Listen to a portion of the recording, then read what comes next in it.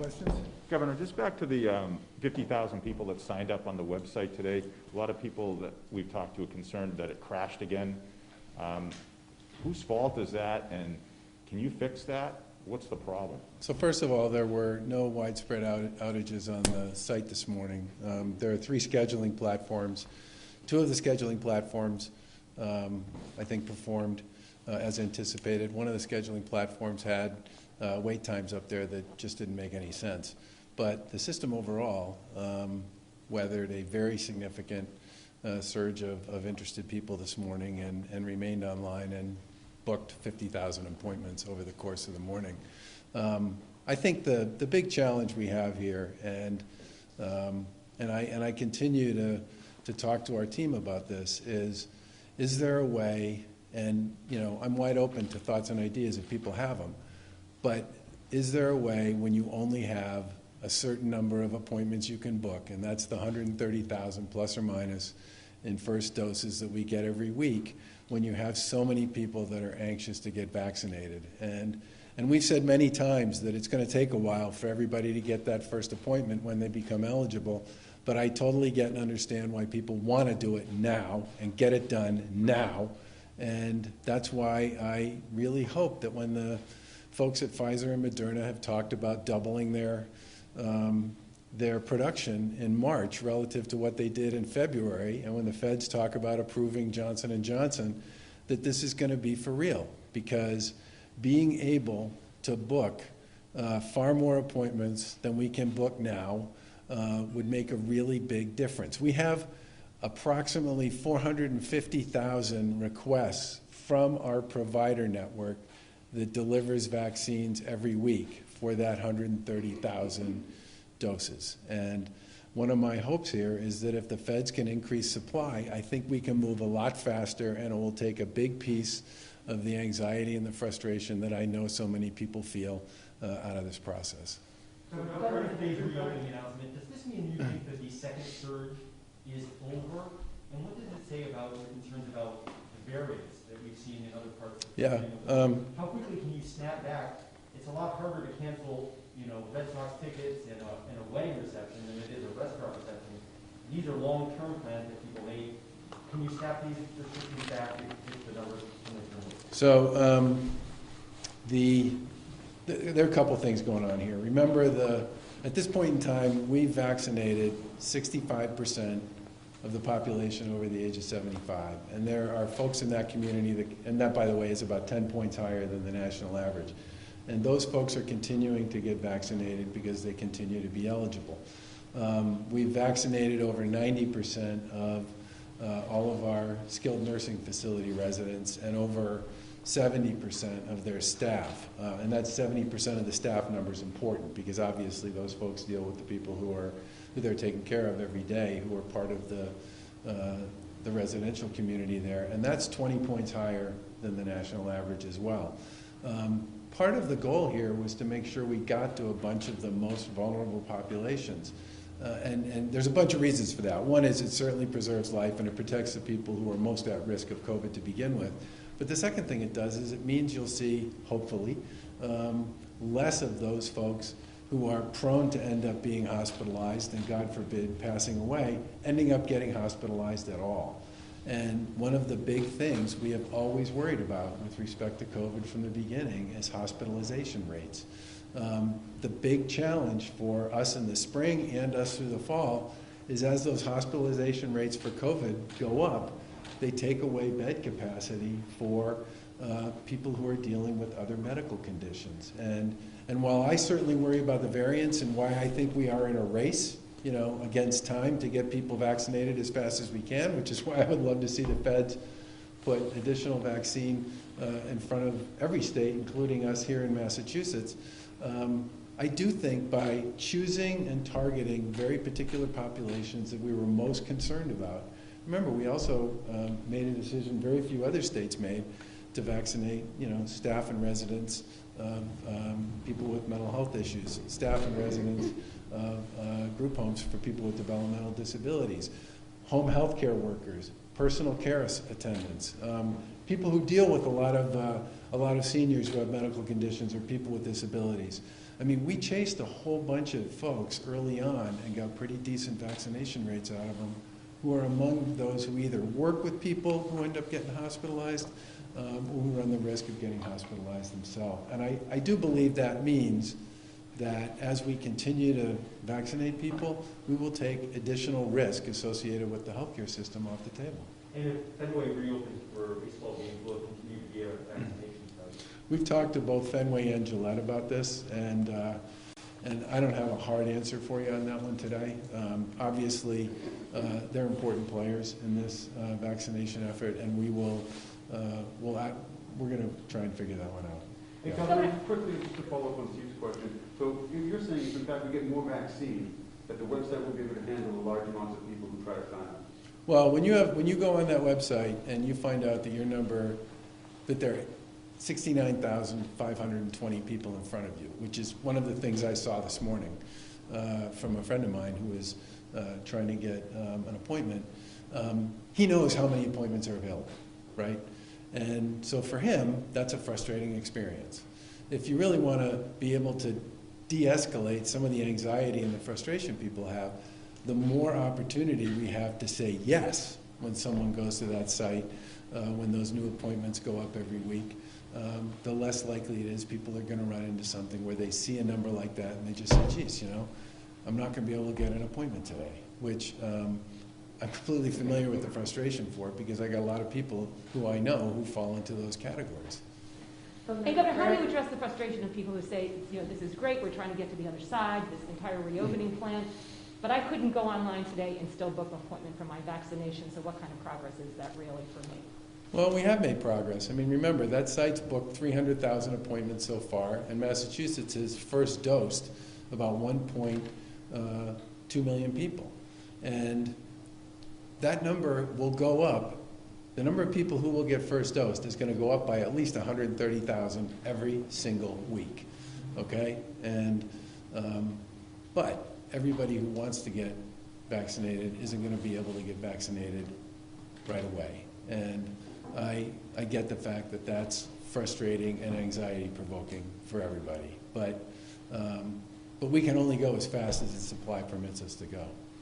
Governor, the biggest hurdles are yet to come. Are you considering perhaps smaller steps so that there isn't a stampede effect, perhaps lowering it to 60, 55, or just bringing in certain essential workers instead of all essential workers? So there's a couple of really interesting points in that. The first is when the program was basically put together with respect to how eligibility would work and what was in each of the phases, the assumptions people had about how much supply would be available were a lot different than what they turned out to be. And then the feds have acknowledged that the rollout is slower than they anticipated it would be, and that's part of why these announcements about Pfizer and Moderna enhancing their production schedules and J&J getting approved makes such a big difference, especially if they move quickly enough to actually change the game in March, which starts next week. I think we have a lot of capacity to vaccinate people in Massachusetts right now. I mean, as I said, we get 450,000 requests, plus or minus, from people who are in the vaccination business here in the Commonwealth for first doses, and we can't come close to meeting that demand with what we have available. I do think if the feds dramatically increase the amount of vaccine they make available,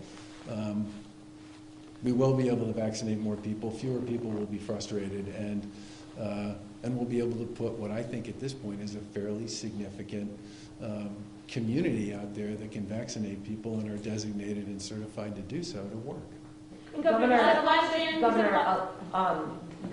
today the Prepon CEO said that the state has the technology to have a centralized registration system that the federal delegation has been asking for, a lot of people have been asking for. Why isn't the state going forward with a centralized registration system? So I'm not familiar with what she said. I'll make sure we get back to you later today on that one. Okay. I'm not familiar with what she said. And if the website is still crashing when you have the number of people trying to sign up today that we had signing up, how is more vaccines going to solve that problem? Well, first of all, the website didn't crash today. Okay, first of all, there were no widespread outages on the site today. There was a lot of information that showed up on the site that made people deeply unhappy, and that part I get. I think if you have more vaccine available and more appointments that you can make available to people, then people move through the system. But if your system only has, the 130,000 or the 50,000 that are available through the website today that are available for first doses, and you have hundreds of thousands of people or more who are eligible, and they end up being number 69,114 in a waiting room, that's a lot of people sitting around doing nothing. I mean, one of the reasons why additional supply would make a big difference and additional appointments would make a big difference is you wouldn't have so many people just parked. You'd have people actually in the process of doing the actual scheduling of their appointment, which at this point in time you have far more people, way more people waiting than you have actually scheduling an appointment at any point in time. Governor, your premise on the- Are happy about the reopening, excuse me. And I wonder, many of them are hanging on by a thread. A lot is closed across the state. What can the state do moving forward to help make sure that these restaurants who are basically just barely getting by start to flourish again? And I know there's loans. Is that going to continue? What else can you do? Well, this grant program that we talked about today is the biggest program of its kind in the country. Not per capita, not per GDP, biggest period. And those 12,000 businesses that have benefited from that program, many of them fell into exactly the kind of spaces that run up and down downtowns all over Massachusetts.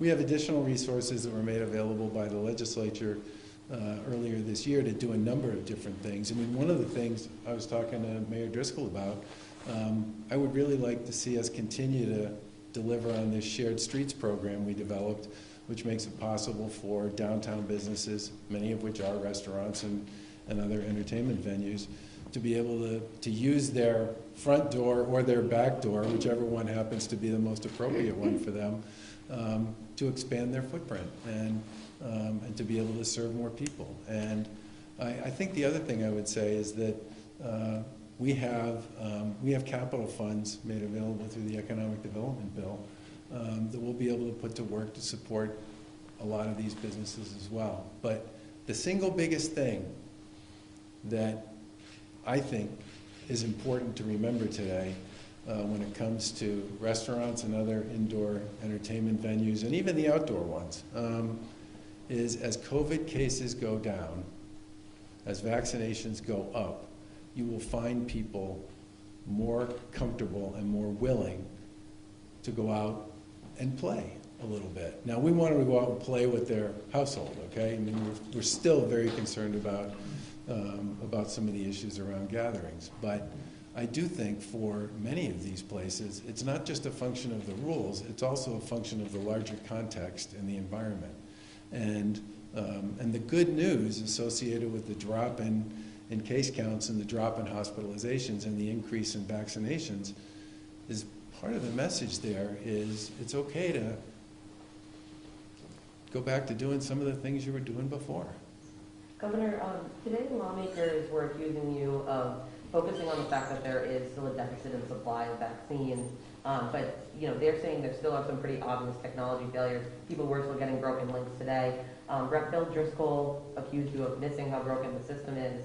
I'm wondering if you can respond to that. I continue to believe that our biggest problem under any scenario here is we don't have enough supply to meet demand. And we have a lot of folks in Massachusetts who are able to provide vaccinations. We have regional collaboratives, we have provider organizations, we have community health centers, we have mass vaccination sites, lots and lots of capacity. I would like to have all of that capacity fully deployed all the time. That would be the fastest way to get through all of these phases and to get more people vaccinated. The biggest thing we need to do that is more vaccine. Governor, almost everyone I've talked to who's a reasonable person has said the issue is not capacity, it's the issue of process with signing up on that website. Your administration has said you're continuing to work on tweaks to that website. What's going to change between now and next week to make that a little easier? Well, hopefully the feds will send us more vaccine. That would make a big difference. I've got your point on more vaccine. I want to hear about the website. Well, we've made a number of improvements to the website over the course of the past several weeks, which were all based on guidance and and input we got from folks in the community. I think, and we'll continue to add functionality, if that functionality we believe will improve user experience and improve the functionality of the site generally.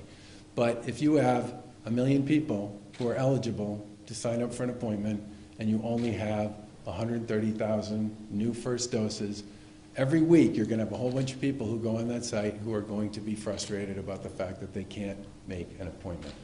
And I think being able to make an appointment is a fundamental element of how we enhance and improve people's satisfaction with the site and with the process generally. Well, Governor, with all due respect, the Printmount CEO said there is functionality that could be added. I understand you didn't hear her comment, but she said, for example, there's a random function that could be selected, where people could pre-register and then be randomly selected and invited to take an appointment. You keep emphasizing the lack of supply, but you don't seem to be willing to consider that there are changes that could be made to avoid people having to spend hours and hours each week and get no results. So let's talk a little bit about the random one. Would you be willing to give up a whole bunch of appointments that people could otherwise choose to sign up for themselves to make that possible? I mean, the thing to remember here is every time you take an appointment away from, you take an appointment, right, random, or whatever the mechanism is, you just took it away from somebody else who could have signed up for it. This is a completely zero-sum game at this point. Every appointment that's available is being filled. If every appointment that's available is being filled, anytime you create capacity somewhere to do something like a random distribution, you're taking it away from other people who could otherwise have signed up for it. And that's why I say at the end of the day, the biggest challenge we have is we don't have enough appointments. And the reason we don't have enough appointments is because we don't have enough supply. If the feds increase the supply, we will increase gladly the number of appointments. And people will book those based on the availability of additional appointments. But you can't just magically create 1,000 random appointments that you're going to send out to somebody off of pre-registration without taking it away from a bunch of other people who want to sign up and to get vaccinated. I mean, for me, that's the big challenge here. It's not like there are a whole bunch of appointments sitting around someplace that aren't being used. Our challenge is more vaccine means more appointments. More appointments means more people get what they're looking for, which is a chance to get vaccinated. Governor, you said a lot of this, of course, of the reopening is driven by the data. And I think going back to David's earlier question, I have a function hall and a venue, and I start booking events. What happens if the data does go in another direction? Is there a possibility that people will be disappointed that you're going to have to pull back again? Well, keep in mind that we were fairly careful, I guess I would say, when we started back in May with the reopening, right? And at that point in time, a bunch of people said you're going too fast, and a bunch of people said you're going too slow, right? And a whole bunch of other things. We didn't see a significant increase in COVID cases during that time. Everybody played by the rules. People had a really good summer for the most part. And when cases started to climb again in the fall, we had to make adjustments based on that. And nobody liked it. It wasn't something that anybody looked forward to. But as our hospitalizations climbed and as some of those other issues associated with our healthcare system started to get severe with respect to bed capacity and the like, it was important for us to make some very difficult decisions around a stay-at-home advisory, around capacity limits, and a whole series of other decisions. We would not be here making this announcement if we didn't think we had seen for, almost 2 months now, positive trends on cases and hospitalizations, combined with 1.1 million first dose vaccines and a tremendous amount of high percentage participation among many of our most vulnerable populations that would normally end up in the hospital. Is it possible because of a variant or something else that we might see the numbers move in a different direction? Yes, but that's always going to be, the challenge that we face when we make decisions. But we believe, based on what is available to us, what we know, what we've seen in the data, that at this point in time, we should be able to move what I would describe as forward, although you could also say it's back to where we were before the surge took off in the fall, and that the data at this point justifies that. Kevin, do you know if any localities will not move forward as Boston and Somerville? Yeah, look, Everybody moving forward? we said from the very beginning of this that if communities want to go less aggressively or more conservatively than whatever it is we propose, that's fine with us. And I anticipate some may, and I'll give you a reason why. Some may choose to do that because they're concerned about St. Patrick's Day, right? That's a complicated time when it comes to COVID, okay? And if some communities made a decision to say, you know what, we're not going to do A, B, or C until after we get past St. Patrick's Day, it make perfect sense to me. Have you heard from Boston officials that they will retake that opportunity, or will they be in step with the state on this? I'm not sure what decision, but they certainly know what we are proposing today, and we gave heads up to most of the local officials so they'd have the ability to decide where they wanted to fit and how they wanted to play. But that's been true pretty much since the beginning of this. Thanks, guys. One quick question. I mean, Marty Walsh talked about double masking today. Doesn't it kind of fly in the face of everything that you're announcing today? And do you advocate that or not? I think the guidance around masking is important, and everybody should do whatever they think they need to do to be most comfortable. And depending upon what you do for work, who you engage with, what kind of situations you're in, people need to make whatever they think is the right call. If somebody is concerned about their close contact with various populations, and they think a double mask would make them more comfortable in those circumstances, in those situations, they should go for that, and they should do that. I was glad to see, by the way, that the White House was talking about acquiring and sending a lot of N95 masks to many of the communities around the country that were hardest hit. We would love to participate in making sure those get distributed out to people. But I think the most important thing about all of this is the distance, masking, over your nose. Doesn't make anybody happy, but following the rules associated with that and making sure whatever kind of mask you're wearing, there's a bunch of rules. Hold it up to the light. If you can see through it, that's a problem. If you can blow a candle out when you have your mask on, that's a problem. I mean, there are a lot of very basic things that people should be thinking about with respect to masks and to safety. And what I would say about the double is that's a perfectly appropriate decision for people in certain situations and circumstances. Governor, when do you think you'll have more information about what's going to happen to the mass vaccination sites at Fenway and Gillette? Well, this really won't be we got almost a month here to figure this out. Thanks, everybody. Thanks, everybody. Governor, can you just quickly paint a picture of what Fenway Park will look like this year on the home opener? I'm going to leave that one to Fenway Park to explain what it will look like. I'm sure there'll be a big American flag hanging out off the Green Monster in left field, but beyond that, I got no idea. Thanks, everybody.